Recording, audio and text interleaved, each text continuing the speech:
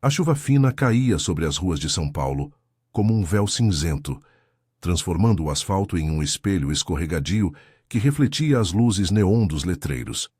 Era uma noite de quinta-feira no bairro da Liberdade, onde o burburinho das conversas em japonês misturava-se ao cheiro de yakisoba frito e ao som distante de um trem passando pela estação. No coração dessa efervescência ficava o bar da esquina, um boteco modesto com paredes descascadas e mesas de plástico rachado, iluminado por lâmpadas fluorescentes que piscavam de vez em quando.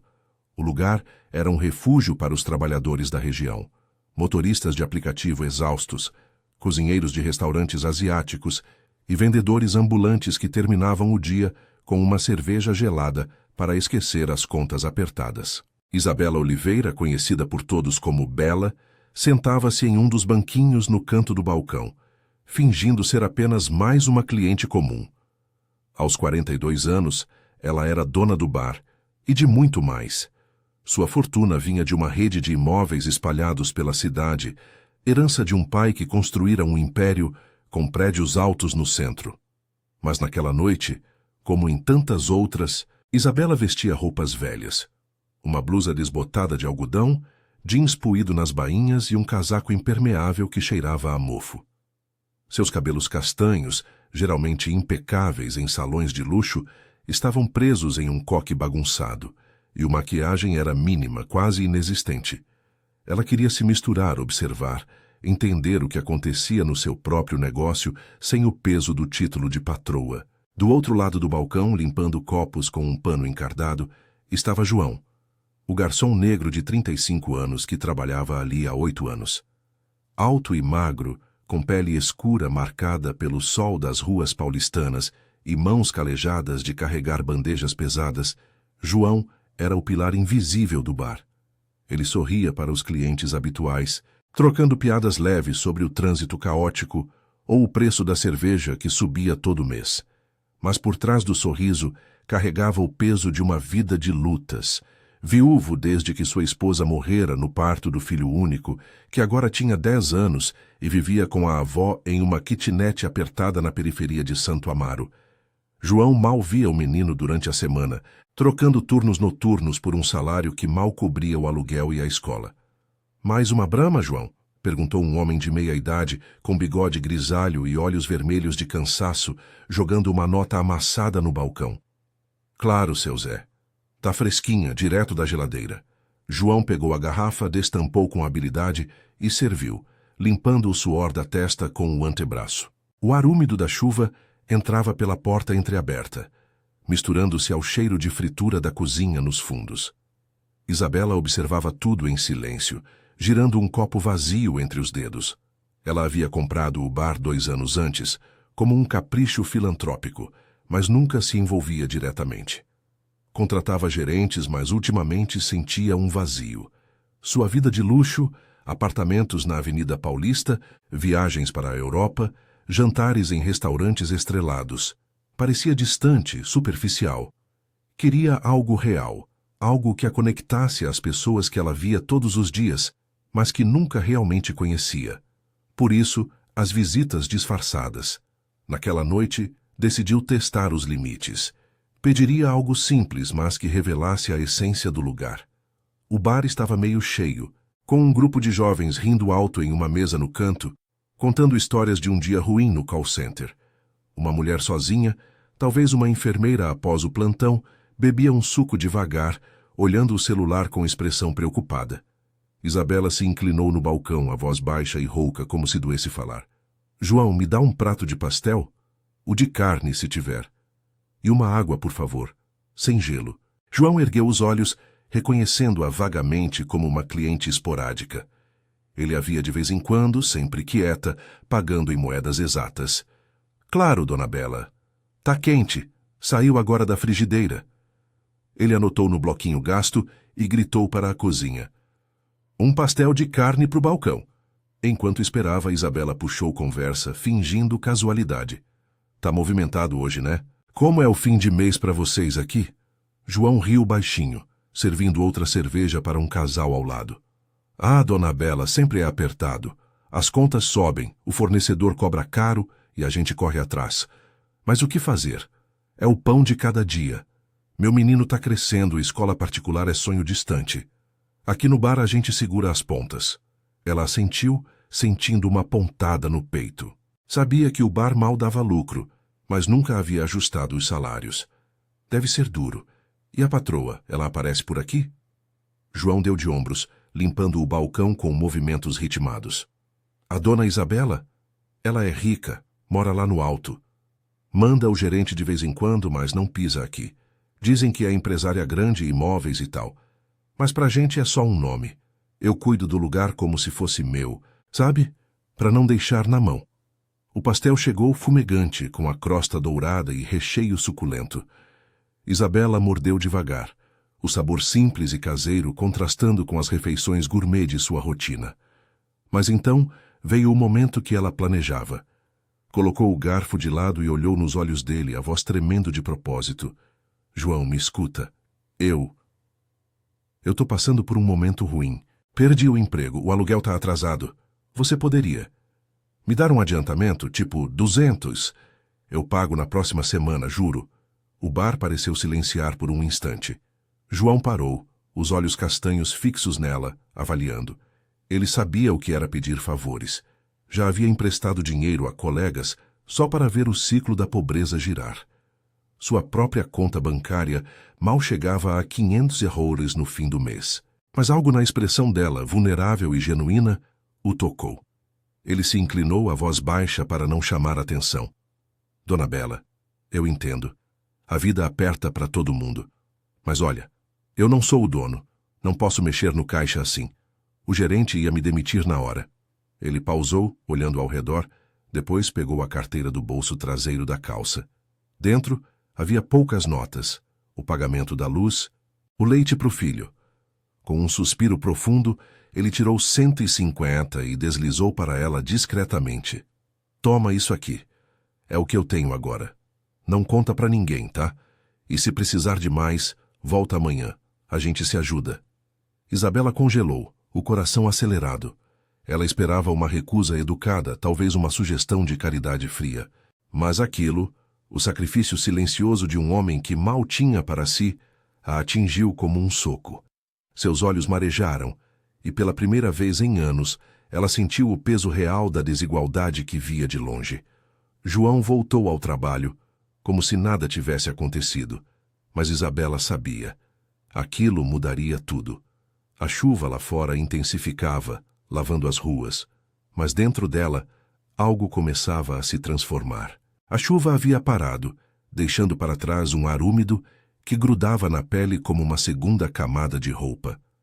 As ruas da Liberdade brilhavam sob as luzes dos postes, poças d'água refletindo o neon vermelho de um letreiro de ramen ao lado. Dentro do bar da esquina, o movimento começava a rarear.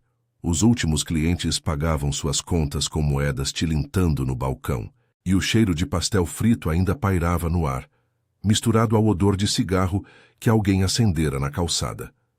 Isabela permanecia ali, imóvel no banquinho, os 150 amassados na mão trêmula, como se fossem um pedaço de ferro quente. Ela os guardou no bolso do casaco, o coração martelando contra as costelas. Nunca imaginara que um gesto tão simples pudesse desarmá-la assim.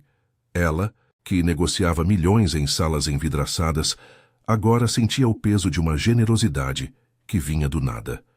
João voltara ao trabalho com a naturalidade de quem lida com o imprevisível todo dia. Ele limpava as mesas com um pano úmido, recolhendo copos vazios e guardanapos amassados, o corpo magro se movendo em um ritmo exausto, mas preciso. Seus olhos, profundos e cansados, evitavam o dela por um momento, como se o ato de dar tivesse exposto uma fraqueza que ele preferia esconder. Isabela o observava, notando pela primeira vez as linhas finas ao redor da boca, marcas de noites insones preocupando-se com o filho. Como ela pudera ignorar isso por tanto tempo? O bar era dela, mas as vidas que o sustentavam eram um enigma distante, reduzidas a relatórios de gerentes frios. Boa noite, Dona Bela, disse ele ao passar pegando o copo dela para lavar. A voz era casual, mas havia uma gentileza forçada, como se quisesse dissipar qualquer constrangimento. Vai embora? A rua está escorregadia. Cuidado com as poças. Ela assentiu, a garganta apertada. Vou sim, João. Obrigada. Pelo pastel. E pelo resto. As palavras saíram baixas, quase um sussurro. Ela se levantou devagar, as pernas fracas, e caminhou até a porta, o sino tilintando ao sair. Lá fora, o ar fresco a acertou como um tapa, e ela parou na calçada, olhando para o bar através da vitrine embaçada. João acenava para o seu Zé, que saía cambaleando um pouco, e então trancava a porta da cozinha. A imagem dele, sozinho no balcão vazio, a fez sentir uma náusea de culpa. No táxi que pegou na esquina, um carro velho com cheiro de couro desgastado e rádio sintonizado em uma estação de samba, Isabela encostou a testa no vidro frio. A cidade passava em borrões, arranha-céus iluminados contrastando com vielas escuras, camelôs recolhendo suas mercadorias sob lonas plásticas. Ela morava em um apartamento de cobertura nos Jardins, a 20 minutos dali, mas naquela noite o luxo parecia uma prisão. Por que eu fiz isso? Pensou, revivendo o momento. O pedido de adiantamento era um teste, uma forma de sondar a alma do lugar sem se expor. Mas João não testara. Ele dera, de coração aberto, mesmo com o próprio mundo desabando. Seu filho, a avó na kitnet, as noites sem dormir, tudo isso ecoava na mente dela como um eco distante de sua própria juventude, antes da herança, quando o pai ainda lutava para erguer o primeiro prédio. Chegando em casa, o elevador privativo subiu silencioso até o 25º andar. O apartamento era um oásis de minimalismo. Pisos de mármore italiano, paredes brancas adornadas com quadros abstratos, uma vista panorâmica da Avenida Paulista que pulsava como uma veia viva.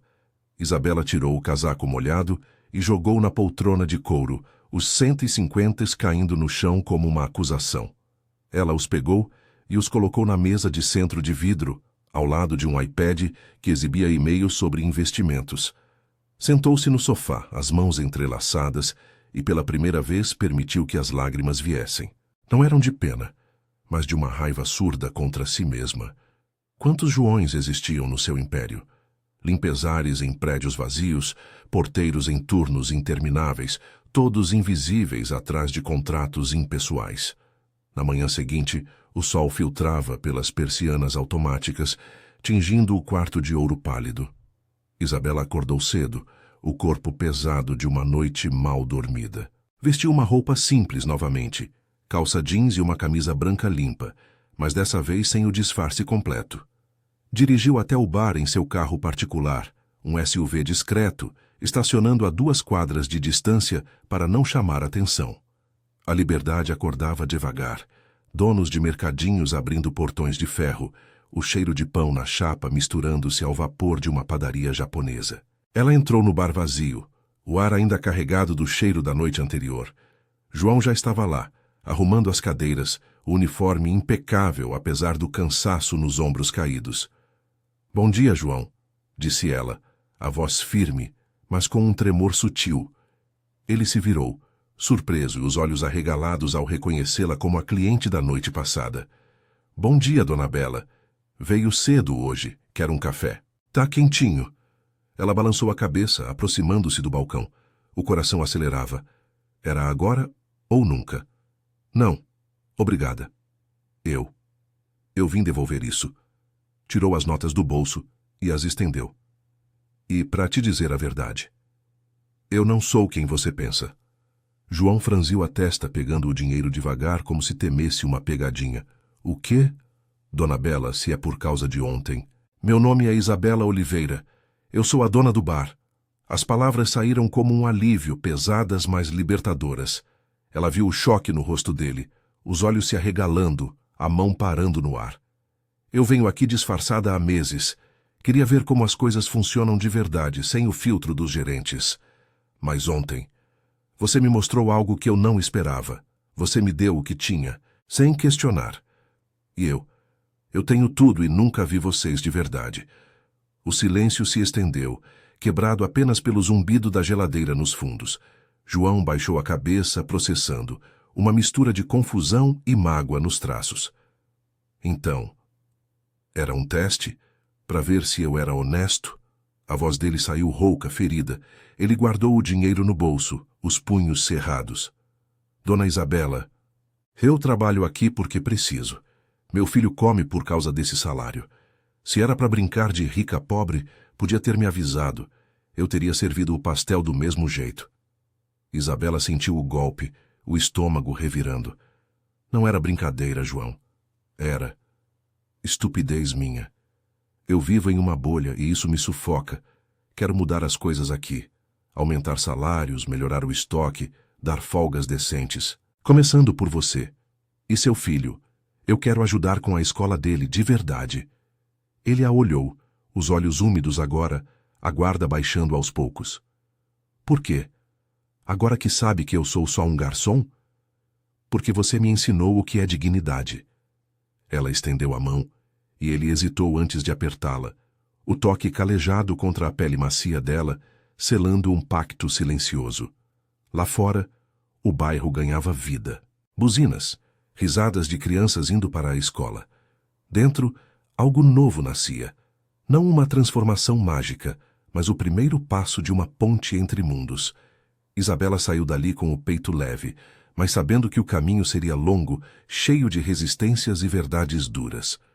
João, por sua vez, voltou ao trabalho, mas com uma faísca de esperança no olhar, imaginando o filho em uma sala de aula melhor. A cidade seguia seu ritmo impiedoso, mas naquele bar modesto, a resiliência começava a florescer. Os dias seguintes se arrastaram como o trânsito na Marginal Pinheiros durante o horário de pico, cheios de paradas abruptas e acelerações incertas.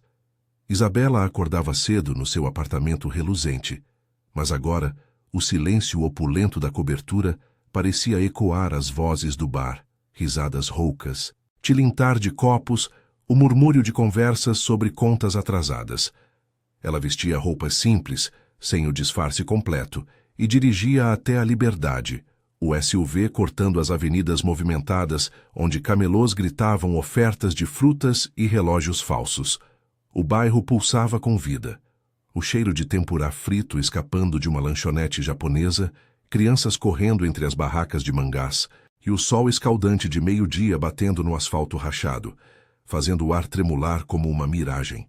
No bar da esquina, as mudanças começavam devagar, como gotas de chuva que preenchem um copo aos poucos. Isabela demitira o gerente antigo na manhã após a revelação, um homem de terno apertado que administrava o lugar como uma planilha de Excel, cortando custos em nome da eficiência. Agora, ela assumia o controle direto, contratando uma cozinheira nova para variar o cardápio com pratos caseiros que atraíssem mais clientes. João a via chegar todos os dias, anotando ideias em um caderno gasto, os olhos castanhos, cheios de uma determinação que ele nunca imaginara em uma dona rica. Mas a confiança não vinha de graça. Havia uma tensão no ar, como o zumbido de uma lâmpada prestes a queimar. Dona Isabela, o fornecedor de cerveja, ligou de novo. Quer aumentar o preço em 15% por causa da inflação, disse João naquela tarde, enquanto limpava o balcão durante o intervalo entre o almoço e o happy hour. O bar estava vazio, exceto por uma mesa onde 2 idosos jogavam dominó, as peças batendo na madeira lascada com um som ritmado. O ventilador de teto girava preguiçosamente, espalhando o cheiro de desinfetante misturado ao suor do dia quente. Isabela parou de anotar, erguendo os olhos para ele. Seu rosto, sem maquiagem pesada, mostrava olheiras de noites em claro, calculando orçamentos. Vamos negociar, eu cuido disso. E João sobre o seu salário. Já mandei o RH processar o aumento, mais 30%, e uma ajuda de custo para o transporte. Seu filho vai ter a escola que merece. Ele assentiu, mas o sorriso era contido, como se esperasse o outro sapato cair. Naquele fim de semana, Isabela o convidara para um café na padaria ao lado, um lugar simples com mesas de fórmica e pães quentinhos saindo do forno. Sentados em um canto, com o vapor do café subindo em espirais, ela perguntou sobre a vida dele pela primeira vez de verdade. João falou devagar, a voz baixa para não atrair olhares curiosos dos vizinhos que passavam. Minha Maria, a mãe do Pedro, morreu há 7 anos. Complicações no parto. Eu estava dirigindo um Uber na época, mal dormia. O menino nasceu forte, mas eu quebrei um pouco por dentro. A avó dele, Dona Rosa, cuida dele em Santo Amaro. Kitnet de um quarto sem elevador. Eu mando o que posso, mas o preço da escola pública é uma luta. Remédios para a asma dele, uniforme, material. Aqui no bar, eu seguro, mas é apertado. Nunca pedi nada, sabe? Orgulho de família. Isabela ouvia, o copo quente queimando as palmas das mãos. Ela pensou na própria mãe, que morrera cedo de câncer, deixando-a com o pai ausente nos negócios. A solidão era um fio comum, mas os abismos entre eles eram vastos. Ela com terapeutas caros e viagens para se distrair. Ele com noites no balcão fingindo que o cansaço era só fadiga física. Eu vou visitar a Dona Rosa. Quero ver como ajudar de verdade, não só com dinheiro. Talvez uma casa maior ou apoio médico. João balançou a cabeça, os olhos fixos no café. Cuidado, Dona Isabela. Nem todo mundo aceita a caridade. Minha mãe é teimosa. Diz que a gente se vira sozinho. E eu? Eu não quero ser pena. Quero respeito. As palavras dela o acertaram como uma brisa fresca em um dia abafado. Pela primeira vez, ele se sentiu visto, não como o garçom negro que serve bem, mas como um homem com história. Naquela noite no bar lotado pelo happy hour, o movimento aumentava. Um grupo de office boys rindo alto sobre promoções perdidas, uma família de imigrantes coreanos pedindo bolinhos de arroz. João servia com mais leveza, trocando olhares com Isabela, que agora ajudava na cozinha, amarrando um avental emprestado e cortando cebolas que faziam seus olhos arderem. O suor escorria pela testa dela, misturando-se às lágrimas involuntárias. Mas ela ria, um som genuíno que ecoava no espaço apertado. No entanto, nem tudo era suave. O gerente demitido espalhara boatos entre os funcionários antigos. Uma faxineira de 50 anos, Dona Lúcia, que limpava o chão de joelhos toda manhã, confrontou Isabela na saída. "Então a senhora é a patroa secreta?" disse ela, o balde ainda na mão, o uniforme manchado de gordura. "Eu trabalho aqui 10 anos, e agora vem a rica mudar tudo? Meu neto precisa de mim em casa, não de folgas que eu não peço. Se o salário sobe, o imposto come, e eu fico na mesma." Isabela parou na calçada, o sol poente tingindo o céu de laranja sobre os telhados baixos. "Dona Lúcia, eu sei que parece repentino, mas é para ajudar todo mundo. Vamos conversar, ajustar o que precisar. Você faz parte disso." A mulher bufou, mas seus olhos suavizaram um pouco, o cansaço vencendo a raiva. "Tá bom. Mas prova com ações, não palavras. A vida aqui na Liberdade não é novela." Naquela semana, Isabela implementou as primeiras mudanças. Um quadro de avisos com horários flexíveis, um pote de gorjetas coletivas para emergências e uma doação anônima para a escola do Pedro, livros novos e um ar-condicionado para a sala de aula. João a viu no balcão uma noite, contando as notas extras com um sorriso tímido. "Obrigado." O Pedro perguntou de onde veio o presente da escola. "Eu disse que foi um anjo, mas agora sei que foi você." Ela corou, o peito apertado de emoção. "Não sou anjo, João. Sou só alguém aprendendo a ser humana, mas ver isso vale mais que qualquer imóvel que eu tenha." Lá fora, a noite caía sobre São Paulo como um manto pesado, com sirenes distantes e o ronco de ônibus lotados. Dentro do bar, as luzes fluorescentes piscavam, iluminando rostos marcados pela luta diária. Isabela e João trocavam olhares cúmplices enquanto serviam os últimos clientes, o laço entre eles se fortalecendo como raízes em solo seco. Mas sombras pairavam. O fornecedor ameaçava cortar entregas, e Dona Lúcia ainda resmungava nos cantos. A transformação era real, mas frágil, dependendo de paciência e mais atos de bondade para não desabar. Isabela dirigia de volta para casa sob a garoa fina, o para-brisa embaçado refletindo as luzes da cidade. Pela primeira vez, o luxo a esperava não como refúgio, mas como um lembrete do que ela construíra e do que ainda precisava consertar. A garoa fina persistia sobre São Paulo como um sussurro insistente, molhando as calçadas da Liberdade e transformando o asfalto em um tapete escorregadio de poças que refletiam as luzes amareladas dos postes. Era uma tarde de terça-feira e o bairro fervilhava com o vai-vem habitual. Donas de casa carregando sacolas de supermercado, trabalhadores de fábricas asiáticas saindo em grupos, conversando em japonês misturado ao português carregado de sotaque. O bar da esquina abria as portas cedo, mas o movimento ainda era lento, com o cheiro de café fresco competindo com o odor úmido que entrava pela porta entreaberta. Isabela chegava pontual agora sem disfarces, vestindo uma blusa de algodão simples e calça jeans que contrastava com o luxo de sua vida anterior. Seus cabelos castanhos caíam soltos, úmidos da chuva, e os olhos carregavam uma determinação misturada a uma vulnerabilidade que ela mesma mal reconhecia. João já estava atrás do balcão, organizando as garrafas de cerveja na prateleira empoeirada, o corpo magro curvado pelo peso de mais uma noite mal dormida. Ele ergueu o olhar ao ouvi-la entrar, o sino da porta tilintando como um alarme suave. Bom dia, dona Isabela. O tempo não ajuda, né? Tá tudo encharcado lá fora. Quer um chá quente? A cozinheira fez agora. Ela assentiu, sentando-se no banquinho familiar, o couro rachado rangendo sob seu peso. Sim, por favor. E me conta, como foi com o Pedro ontem? A escola ligou sobre a doação? A voz dela era baixa, genuína, sem o tom de patroa que ecoava nos corredores de seus prédios. Nos últimos dias, ela havia visitado a kitnet de Dona Rosa em Santo Amaro. Um sobrado apertado com paredes mofadas e um quintal de cimento rachado onde o menino brincava com uma bola velha. A avó, uma senhora de 68 anos, com mãos enrugadas de anos lavando roupa para fora, aceitara a ajuda com relutância. Os olhos castanhos cheios de uma desconfiança forjada pela vida na periferia. João serviu o chá em uma xícara lascada, o vapor subindo como uma névoa reconfortante.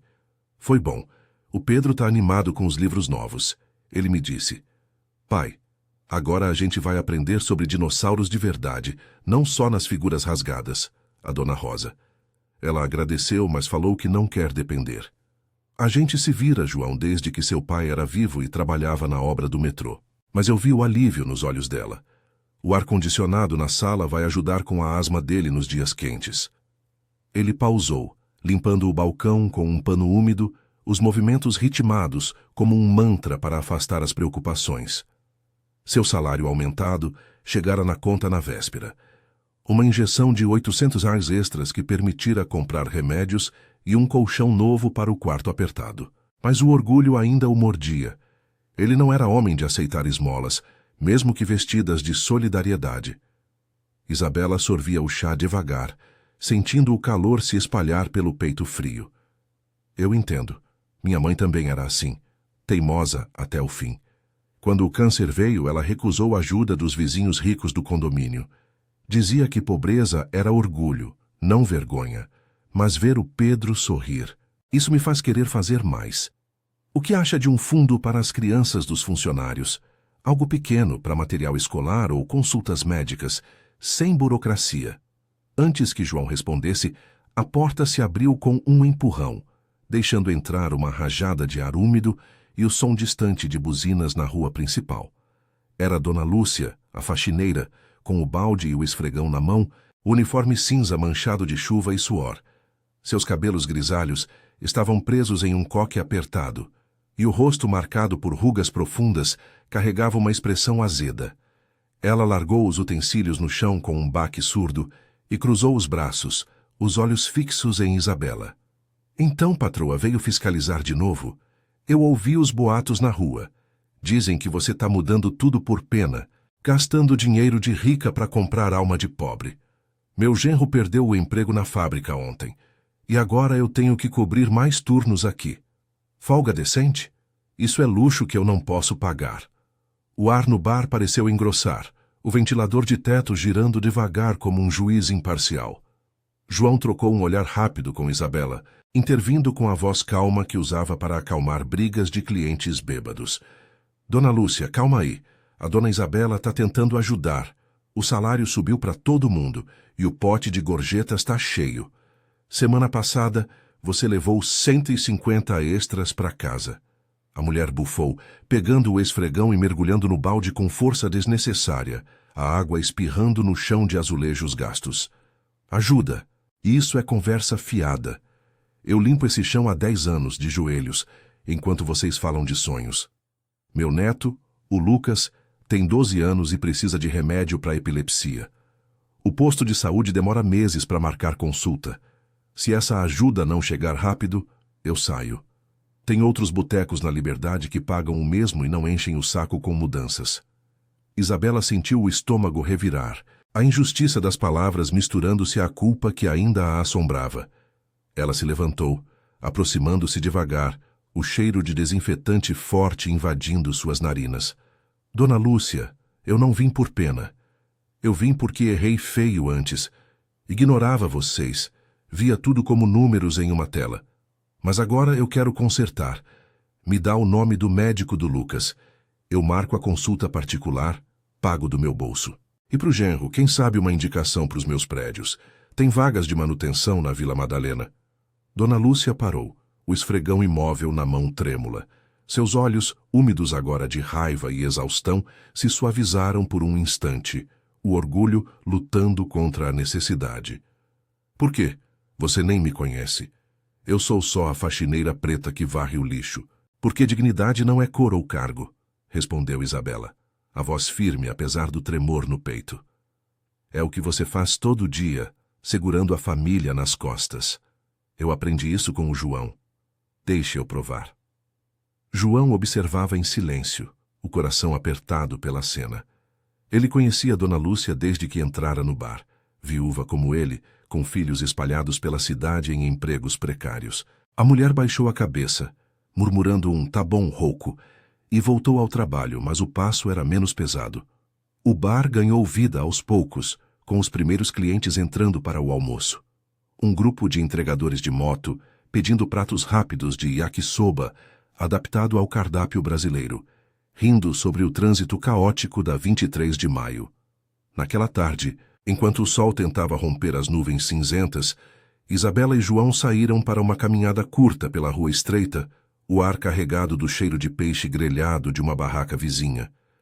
Ela confidenciou suas dúvidas, o vento úmido bagunçando seus cabelos. Às vezes eu sinto que estou forçando, como se minha fortuna fosse uma barreira, não uma ponte. E você, João, ainda confia nisso tudo? Ele parou perto de uma vitrine embaçada de uma loja de eletrônicos baratos, os reflexos distorcidos mostrando seus rostos cansados. Confio, dona Isabela, mas é devagar. Meu Pedro me ligou hoje, falando da aula de ciências. Ele disse, pai, eu quero ser engenheiro como o avô. Pela primeira vez parece possível, mas a vida não muda de uma hora para outra. Tem o fornecedor ainda apertando, e eu ouvi que o gerente antigo está falando mal para os outros bares. Pode vir problema. Ela assentiu, sentindo o peso da responsabilidade como uma mochila invisível. De volta ao bar, o movimento crescia, e Dona Lúcia serviu uma água para um cliente com um sorriso relutante, o primeiro em dias. Isabela ajudou na cozinha, as mãos sujas de farinha, enquanto preparava bolinhos de queijo, o suor escorrendo pela nuca no calor abafado. João a via, trocando um olhar cúmplice, e pela primeira vez, o laço entre eles parecia sólido, forjado não só em bondade, mas em lutas compartilhadas. Ao entardecer, com a garoa voltando a cair em gotas grossas que tamborilavam no telhado de zinco, Isabela dirigiu de volta para os jardins, o para-brisa riscado pelos limpadores ritmados. O apartamento a esperava com sua frieza esterilizada, mas agora ela via nele não luxo, mas um espaço para planejar mais, uma rede de apoio para os funcionários, talvez uma parceria com clínicas locais. No entanto, uma mensagem no celular a parou. O fornecedor confirmava o corte de entregas, culpando a instabilidade econômica. A transformação avançava, mas as sombras da desigualdade se alongavam, exigindo mais resiliência.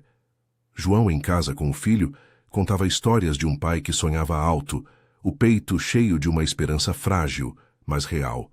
A cidade noturna engolia as luzes do bar, mas dentro daqueles corações, a mudança pulsava como uma chama teimosa.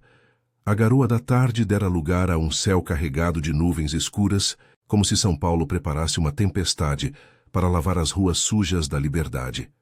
O bairro pulsava com o fim do expediente, o clangor de portões de ferro se fechando em lojas de souvenirs japoneses, o cheiro acre de óleo de fritura escapando de uma barraca de takoyaki na esquina e o ronco intermitente de ônibus lotados na avenida principal. Dentro do bar da esquina, o ar estava abafado, carregado pelo vapor da cozinha, onde a cozinheira nova preparava uma fornada de coxinhas quentes, o aroma de frango desfiado misturando-se ao suor de um dia exaustivo. As mesas de plástico, agora limpas e arrumadas, esperavam o happy hour, mas uma tensão sutil pairava, como o zumbido baixo de um ventilador defeituoso. Isabela enxugava o balcão com um pano úmido, os braços doendo de tanto carregar caixas de suprimentos que chegara mais cedo para descarregar sozinha. Seus cabelos, presos em um rabo de cavalo prático, grudavam na nuca pelo calor úmido, e a blusa simples de algodão estava manchada de farinha. Fazia 2 semanas desde a revelação, e as mudanças no bar começavam a dar frutos. O movimento crescera 20% com o cardápio renovado, e os funcionários murmuravam aprovações tímidas sobre os salários ajustados.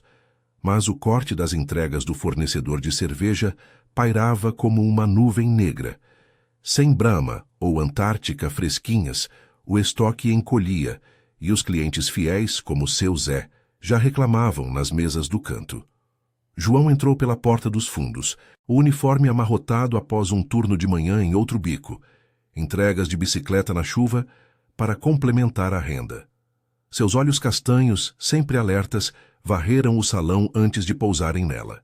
Ele carregava uma sacola plástica com garrafas de refrigerante barato que comprara no mercado da esquina.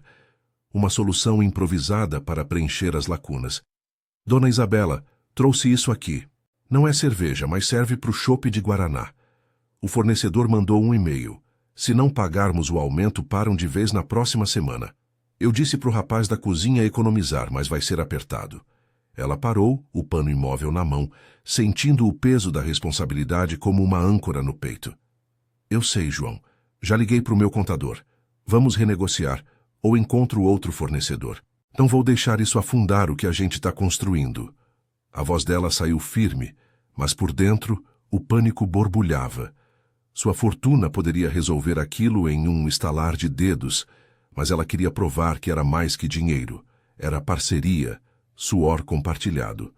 Nos últimos dias, ela havia passado horas ao telefone com advogados de seus imóveis, redirecionando lucros para um fundo de emergência para o bar.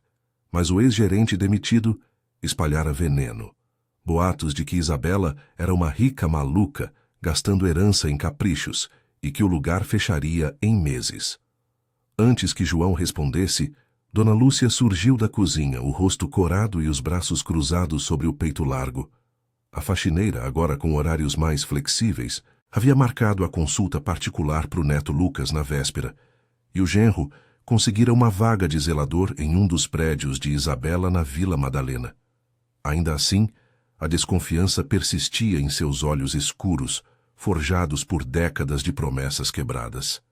Patroa, tem um cara lá fora perguntando por você. Diz que é do antigo gerente, veio cobrar o que deve. Eu disse para entrar, mas ele tá com cara de briga. Se for encrenca, eu chamo a polícia. O coração de Isabela acelerou, um frio subindo pela espinha apesar do calor. Ela trocou um olhar com João, que assentiu e se posicionou ao lado dela, os punhos cerrados discretamente. Eu cuido, Dona Lúcia. Obrigada por avisar.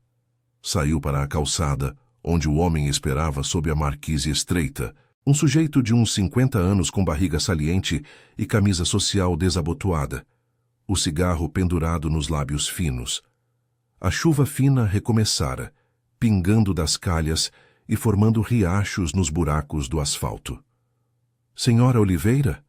Disse ele, a voz arrastada pelo sotaque interiorano. Sou o Marcos, ex-gerente. Ouvi que você está bagunçando o bar. Me demitiu sem indenização justa e agora espalho para os amigos que o lugar é furada. Fornecedores vão pular fora. Clientes vão embora. Quer resolver?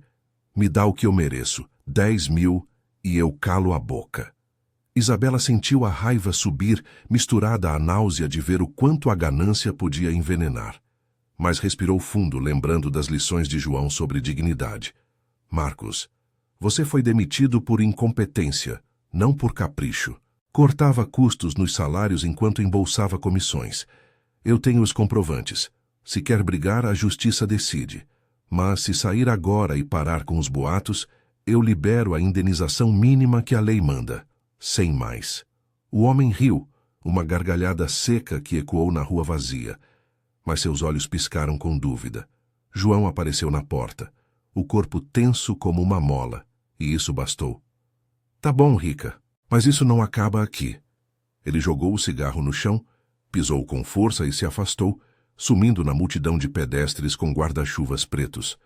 De volta ao bar, Isabela encostou no balcão, as pernas fracas.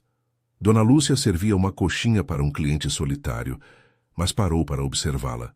Ele é um cobra, esse tipo, mas você aguentou firme. Meu genro começou ontem no prédio. Disse que o chefe é justo, pela primeira vez. Talvez eu estava errada em duvidar tanto. João pegou a mão dela por um instante, um toque breve e reconfortante, calejado contra a maciez. Você fez o certo. Mas isso mostra. Mudança assusta os errados. Agora, sobre o fornecedor. Eu tenho um primo que trabalha numa distribuidora em Osasco. Posso ligar, ver se rola um acordo familiar, sem esses aumentos absurdos.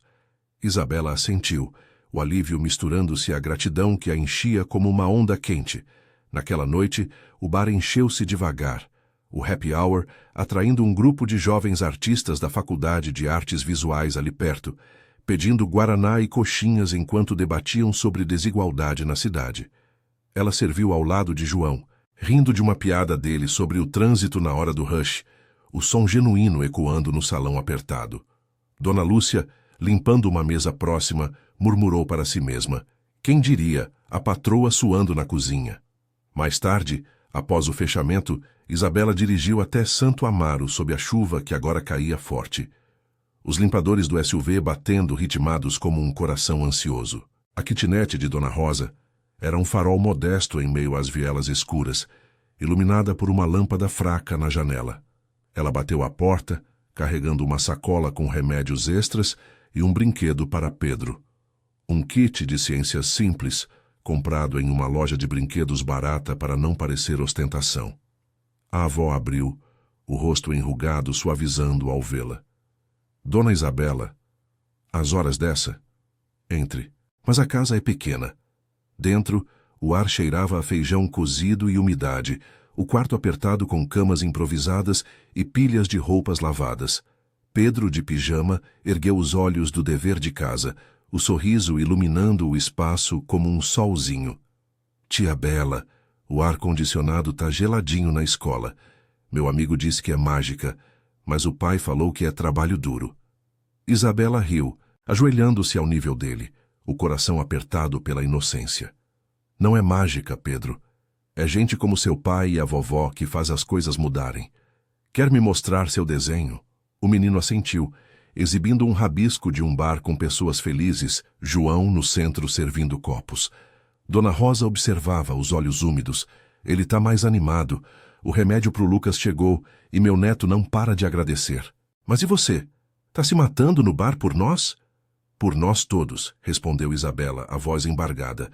Aprendi que riqueza sem gente é vazia. Seu filho me salvou primeiro, sem saber.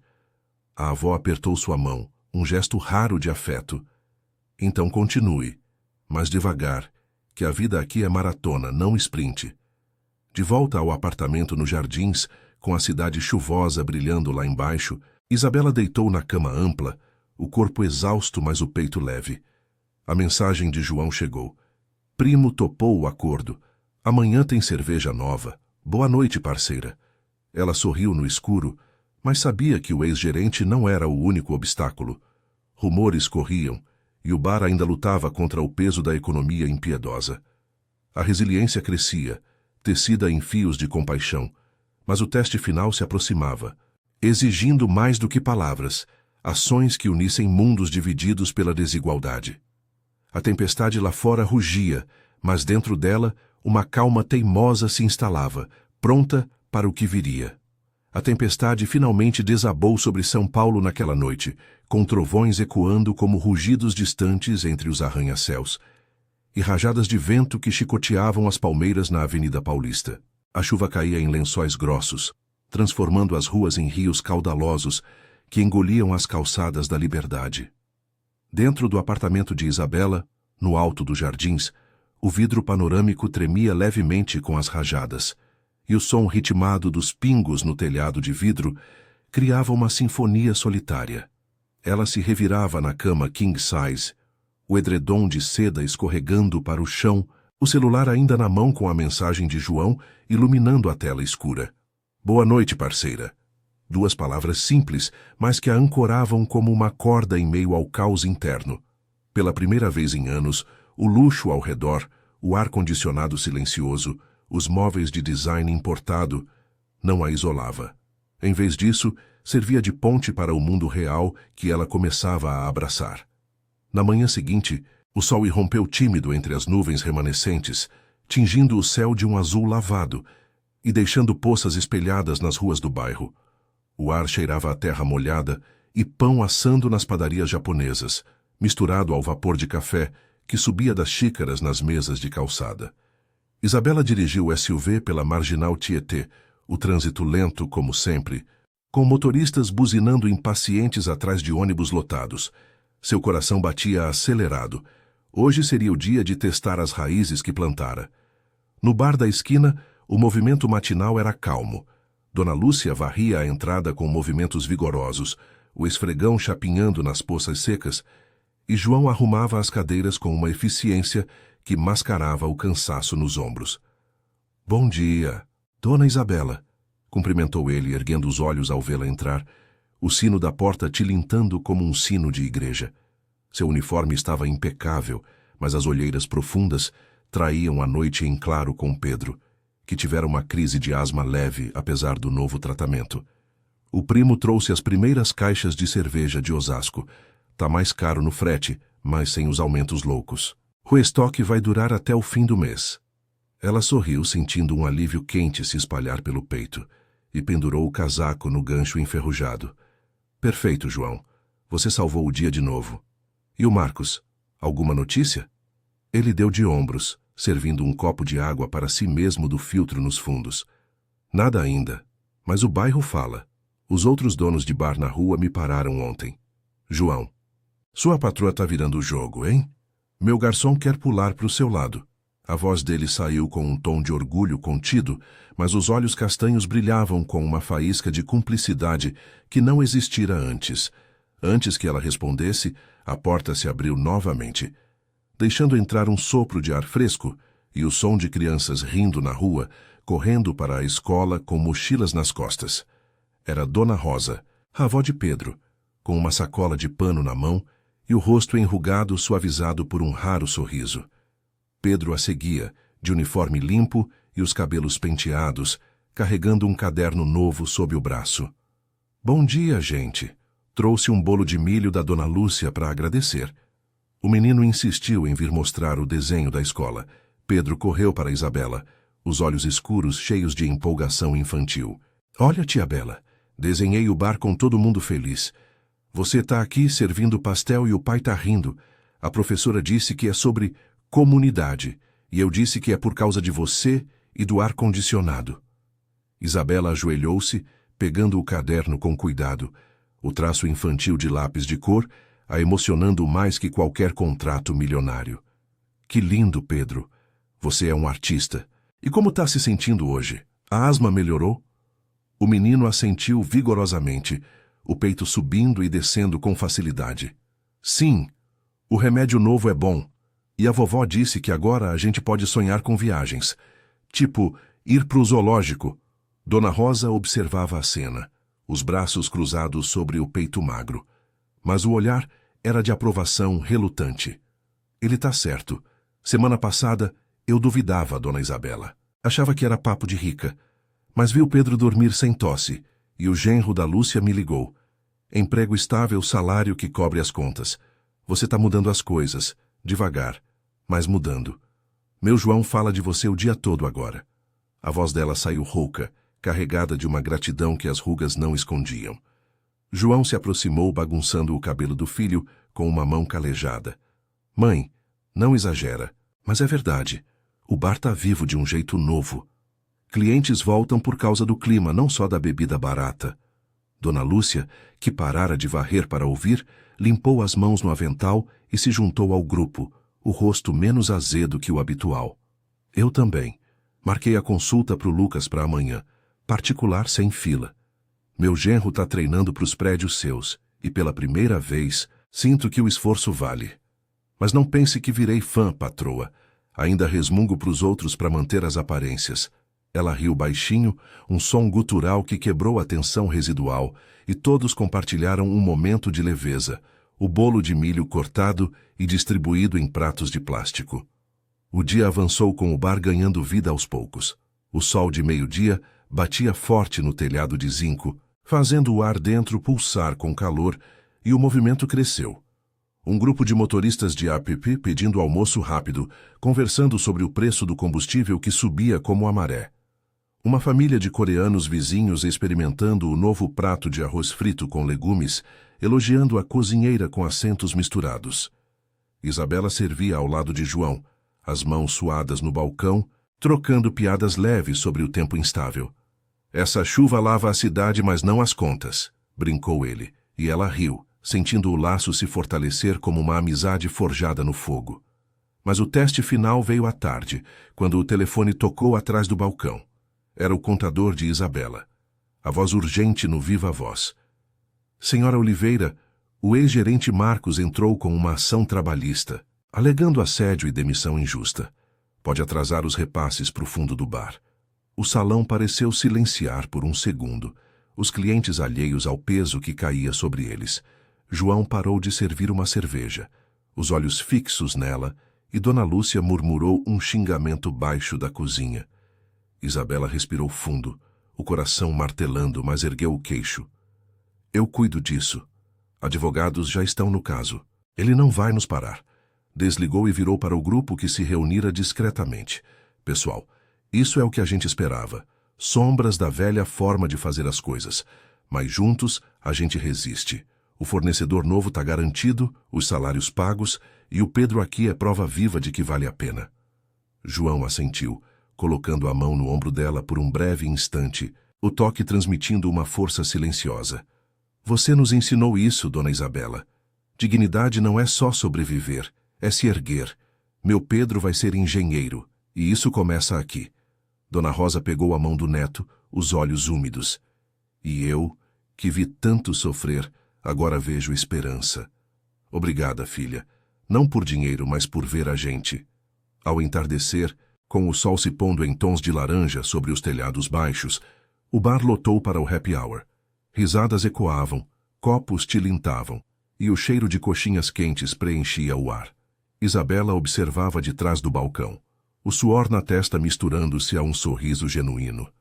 A ação de Marcos seria um obstáculo, mas não o fim.